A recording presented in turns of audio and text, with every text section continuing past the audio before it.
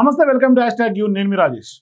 So ప్రస్తుతం పులివెందుల్లో TDP గెలిచిన తర్వాత వైఎస్ఆర్సీపీ డిపాజిట్లు కోల్పోయిన తర్వాత అతి పెద్ద చర్చ జరుగుతోంది ఆంధ్రప్రదేశ్ వ్యాప్తంగా. మరోవైపు ఎన్డీఏకి మరింత బలం పెరిగినట్టుగా భావించాలి. మరోవైపు భవిష్యత్తులో జరగబోయే లోకల్ బాడీ ఎన్నికల్లో కూడా వార్ వన్ సైడ్ అయ్యే అవకాశాలు ఉన్నాయనే విశ్లేషణలు తెర మీదకి వస్తున్నటువంటి నేపథ్యంలో ప్రస్తుతం మనతో పాటు టీడీపీ నాయకురాలు, రాజమండ్రి సిటీ మహిళా అధ్యక్షురాలు చండీ ప్రియ గారు మనతో పాటు జాయిన్ అవుతున్నారు.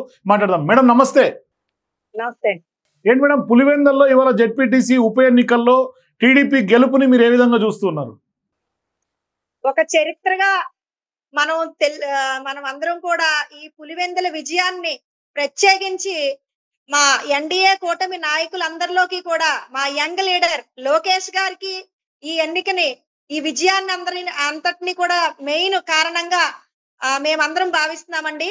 ఎందుకంటే పులివెందుల్లో 30 ఏళ్ల తర్వాత ప్రజాస్వామ్యం గెలిచింది అని మన ఆంధ్ర రాష్ట్రంలో ప్రతి ఒక్కళ్ళు మాట్లాడుకునే విధంగా ఒక ఛాలెంజ్ చేసి యువగళం పాదయాత్రలో ఏదైతే పులివెందుల్లో ఆ రోజు ఆయన ఒక ఛాలెంజ్ విసిరారో, ఎప్పటికైనా సరే మేము పులివెందుల్లో కూడా ఈ జగన్ మోహన్ రెడ్డి యొక్క నిరంకుశత్వాన్ని, ఆ కోట గోడల్ని బద్దలు కొట్టి ప్రజాస్వామ్యం అక్కడ నడిచేలా చేస్తామని ఏదైతే చెప్పారో అదే విధంగా ఈ రోజు పులివెందుల జెడ్పీటీసీ ఉప ఎన్నికల్లో ఎన్డీఏ కూటమి అభ్యర్థి విజయం సాధించడం ద్వారా ఆయన విసిరిన సవాలుని ఆయన గెలిచారని మేమందరం కూడా ఎంతో ఆనందంగా ఈ రోజు తెలియజేసుకుంటున్నాం. సో ఏంటి మేడం, భవిష్యత్తులో ఇప్పుడు ఈ గెలుపుని మీరు రాష్ట్ర వ్యాప్తంగా ఏ విధంగా సంబరాలు చేసుకునే పరిస్థితులు కనిపిస్తున్నాయి? భవిష్యత్తులో టీడీపీ కానీ ఎన్డీఏ కానీ బలం పెరిగింది అనుకోవాలి. ఎందుకంటే ప్రత్యర్థి జగన్మోహన్ రెడ్డి పతనంగా కూడా చూడాల్సినటువంటి అవసరం ఉందా? ఇది ప్రత్యేకించి ఒక ఫ్యాక్షన్ కుటుంబ కబంధ హస్తాల నుంచి పులివెందుల వంటి ప్రాంతాన్ని ప్రజాస్వామ్యం వైపు నడిపించే దాంట్లో ఒక తొలి అడుగుగా మనం భావించవచ్చండి. ఇంకా ఇలాంటి విజయాలు మనం చూస్తాము. ముందు రాబోయే ఎన్నికల్లో, మన పార్లమెంటు ఎన్నికల్లో గాని, అదే విధంగా అసెంబ్లీ ఎన్నికల్లో గాని, వచ్చే స్థానిక సంస్థల ఎన్నికల్లో కూడా ఇదే విధంగా మనము ఏకఛత్రాధిపత్యంగా ఎన్డీఏ కూటమి విజయం వైపు పరుగులు పెడుతుండడంలో అతిశయోక్తి లేదు. జగన్మోహన్ రెడ్డి గారు గత ఎన్నికల్లో ఏదైతే 175 వై నాట్ 175 అని చెప్పి ఆయన ఒక రకమైన ప్రచారాన్ని తీసుకొచ్చారో, మన ఆంధ్ర రాష్ట్ర ప్రజల విజ్ఞతతో ఆయన్ని 11 సీట్లకి పరిమితం చేయడంలో భాగంగా ఇప్పటికీ కూడా వాళ్ళు తమ తప్పులు తెలుసుకుని కళ్ళు తెరకుండా, నిన్న మనం చూసాం ఈ ఎన్నికల సందర్భంగా ఎన్నో సంఘటనలు, వాళ్ళు ఇంకా కూడా దొంగ ఓట్లు వచ్చారని ఫేక్ ప్రచారాలు చేయడం, అదే విధంగా ఓటింగ్ కి వస్తున్న ప్రజల్ని రాకుండా అడ్డుకోవడం వైసీపీ మూకలు. వాళ్ళ ప్రవర్తనలో అయితే ఎటువంటి మార్పు లేదు. ఇది ఈ పులివెందుల జెడ్పీటీసీ ఉప ఎన్నిక అన్నది వారి యొక్క గర్వాన్ని అణిచివేయడానికి ఒక మొదటి అడుగు. తప్పనిసరిగా ఈ గెలుపు ఏదైతే ఉందో దీన్ని ఆధారంగా చేసుకుని ఇప్పుడు మేం చెప్తున్నాం వై నాట్ 175 అని చెప్పేసి ఎన్డీఏ నాయకత్వం అంతా కూడా మేం చెప్తున్నాము. మీకు మరలా వచ్చే ఎన్నికల్లో ఆ 11 కూడా లేకుండా సింగిల్ నెంబర్ కి పరిమితం అవుతారు అనడానికి ఈ ఎన్నిక ఒక ఉదాహరణగా మనం చెప్పుకోవచ్చండి. సో ఇప్పుడు ఇక 2 స్థానాలు తగ్గితే సింగిల్ నెంబర్ వచ్చేస్తుందండి. 11 కదా ఉన్నాయి ఇప్పుడు. అంటే ఇప్పుడున్న బలం మీద మీకు పెద్ద కష్టమేమి కాదేమో? కష్టం అని కాదండి, ఒక స్టిగ్మా. పులివెందుల జగన్మోహన్ రెడ్డి గారు ఫ్యాక్షన్ కుటుంబాలను అనేది చెర నుంచి ఒక ఏరియాని విడిపించడం అనేది అయితే లోకేష్ గారు ప్రత్యేకించి దృష్టి పెట్టి అక్కడ సాధించిన విజయంగానే చెప్పుకోవచ్చు. ఎందుకంటే గత ప్రభుత్వంలో జరిగిన స్థానిక సంస్థల ఎన్నికలు ఏ విధంగా జరిగినాయో రాష్ట్ర వ్యాప్తంగా అందరం చూసాం.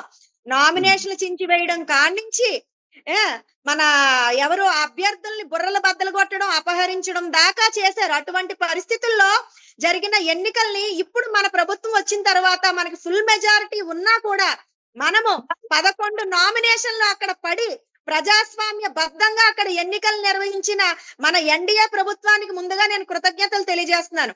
ఎందుకంటే మనం కూడా మనకున్న అధికారాన్ని ఉపయోగించి అంతమంది అక్కడ వేయకుండా ఏదో నామమాత్రంగా ఎన్నికలు జరిపించి సత్తా మనకుంది. కానీ ఎన్డీఏ ప్రభుత్వం ప్రత్యేకించి తెలుగుదేశం ప్రభుత్వం ఎప్పుడూ కూడా ప్రజాస్వామ్య బద్ధంగానే జరగాలని మనం ఎప్పుడు ఆశిస్తాము. మా కార్యకర్తలకు కూడా ఎప్పుడు కూడా మా నాయకులు చెప్పేది ఒకటే, మనం కష్టపడదాం. ప్రజల్లో మంచి పేరు తెచ్చుకుందాం. అంతేగాని నిరంకుశత్వ ధోరణి వద్దు, అధికార ధోరణి వద్దు. ప్రజాస్వామ్య బద్ధంగానే మనం అందరూ నడుచుకోవాలని మా నాయకులు చెప్పిన రీతిలోనే ఈ రోజు మేము నడుచుకొని అక్కడ ప్రజల మన్ననలు పొంది ప్రజలు వేసిన ఓట్లు, స్వచ్ఛందంగా వేసిన ఓట్లతో ఈ విజయాన్ని సాధించాం. కానీ కాదు మీరేమో ప్రజలు స్వచ్ఛందంగా వచ్చారు, ప్రజాస్వామ్యయుతంగానే ఎన్నికలు జరిగినాయని మీరు అంటున్నారు. వాళ్ళేమో మేము గతంలో చాలా ఫెయిర్ గా మేము ఎన్నికలు నిర్వహించాం, ఇప్పుడు టీడీపీ బలవంత పెడుతుంది, ఆఖరికి పోలీస్ అధికారులను కూడా వాళ్ళ సొంత బంధువులను వేసుకున్నారు అనేది జగన్మోహన్ రెడ్డి యొక్క ఆరోపణ. ఏమండి, నిన్న పోలీసులు అక్కడ ఘర్షణలు జరగకుండా ప్రశాంత వాతావరణం, శాంతియుత వాతావరణం జరగాలనే దాంట్లో వాళ్ళ విధుల్లో భాగంగా ఒక వైసీపీ నాయకులను ఒక్కళ్ళనేనానని నిర్బంధించారు. మా తెలుగుదేశం ఎమ్మెల్సీ గారిని కూడా రానివ్వలేదు కదా, హౌస్ అరెస్ట్ చేశారు కదా. అదంతా ఒక ప్రక్రియ. ఎన్నికల సమయంలో ఉద్రిక్తతలు పరిస్థితులు ఉన్న ఏ ప్రాంతంలో అయినా పోలీసులు తీసుకుని చర్యలే వాళ్ళు తీసుకున్నారు. అంతేగాని కొత్తగా వేరే చోట్ల ఎన్నికలు జరగని చర్యలే వాళ్ళు తీసుకోలేదు. వీళ్ళు హైలైట్ అవ్వడం కోసం అవినాష్ రెడ్డి గారు నిన్న వాళ్ళ పోలీసుల యొక్క వాళ్ళ రొటీన్ డ్యూటీలో భాగంగా వెళ్తే ఆయన వేరే కేసుల్లో వచ్చారేమో భయపడిపోయి ఎంత కంగారు పడిపోయి మొత్తం వైసీపీ మోకలందరూ అక్కడ చేరిపోయి ఎంత బీభత్సం సృష్టించారో మనం చూసాం. వాళ్ళు భయపడుతున్నారు. ఆ భయాన్ని పైకి తెలియకుండా ప్రజల్ని మభ్య పెట్టడానికి ఇంకా వాళ్ళ ఫేక్ ప్రచారాలు, వైసీపీ సోషల్ మీడియా ప్రచారం చేసే విధానం ఏంటంటే ఎవరినో తీసుకొచ్చి మేము ఓటేయలేము అని చెప్పించడం. ఇంకా అటువంటి నీచమైన కార్యక్రమాలు వాళ్ళు మానుకోలేదు. పైగా వాళ్ళు మేము ఎంతో బాగా ప్రజాస్వామ్యబద్ధంగా ఎన్నికలు పెట్టామని చెప్పడం అంటే ప్రజలు ఇప్పుడు సోషల్ మీడియా ఉంది, పత్రికలు ఉన్నారు, ప్రతి ఒక్కటి ప్రజలు గమనించారు కాబట్టే వాళ్ళ నిరంకుశత్వ ధోరణి అనేది ఉంటే ఆంధ్ర రాష్ట్రం పనిచేయదని తెలుసు కాబట్టే వాళ్ళని 11కు పరిమితం చేశారండి. సో ఏంటి మేడం, ఫైనల్ గా ఇప్పుడు ఈ విజయం ద్వారా భవిష్యత్తులో టీడీపీ ఫ్యూచర్ లో ఎట్లా ముందుకు అడుగులేసే అవకాశం ఉంటుంది? వైఎస్ఆర్సీపీ ఫ్యూచర్ ఏంటి? వైఎస్ఆర్సీపీ ఫ్యూచర్ అయితే జగన్మోహన్ రెడ్డి గారికే ఏమీ తెలియట్లేదు. మొన్న మన మీడియా ద్వారానే చూసుకున్నాం. ఏదో కాంగ్రెస్ వాళ్ళని వెళ్ళి బతిమాలుకుంటున్నారు, షర్మిలమ్మని తీసేసి మమ్మల్ని కలుపుకోండి అని ఏదో అన్నట్టుగా. వాళ్ళ పార్టీ గురించి వాళ్ళ ఇష్టం లేండి, వాళ్ళ గురించి మనం మాట్లాడాల్సిన పని లేదు.